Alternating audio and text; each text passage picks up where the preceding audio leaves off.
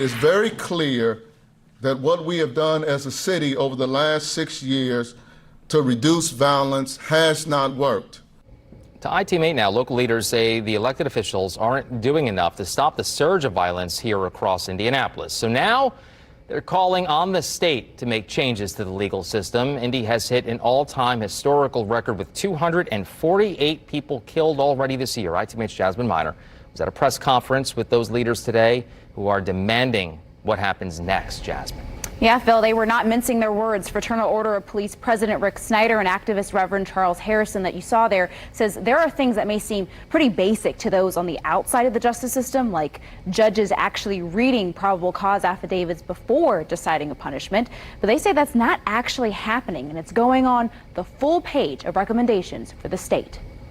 Blunt and straightforward. It is embarrassing to have to be calling and seeking help from the state level. FOP President Rick SNYDER says local elected officials haven't been doing enough to stop the surge in violence, which starts with judges doing a full review of probable cause affidavits. Our magistrates and our judges are simply working off of the charges that are listed on the arrest report. He also wants crimes like battery, pointing a firearm, stalking, and strangulation changed from nonviolent to violent felonies.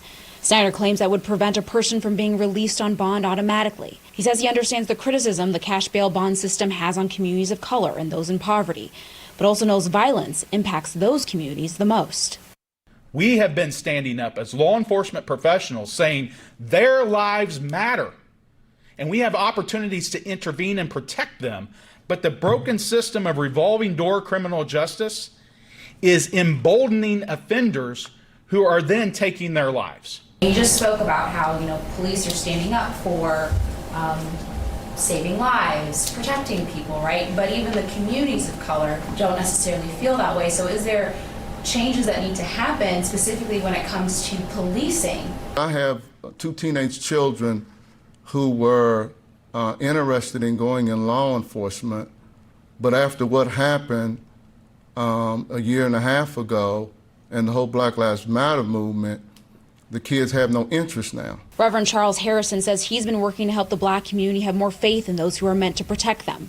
Part of the legislation recommendation includes long-term plans to discuss overrepresentation and disparities. We're trying to broaden the conversation. I think everybody's concerned about the level of violence in the city, trying to find the solutions to it in a way that's fair and equitable for everyone is what we are wrestling with now. SNYDER and Harrison say state leaders are still in the process of drafting bills based off of the legislation recommendations they made. SNYDER says that deadline for those bills is December 10th.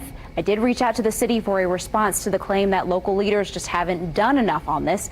Mayor Joe Hogsett's office referred me back to the $150 million plan to invest in law enforcement, grassroots violence reduction, and root causes, which was made possible by the American Rescue Plan Act. I'm Jasmine Miner for WishTV, WishTV.com, and follow us on Facebook. Jasmine.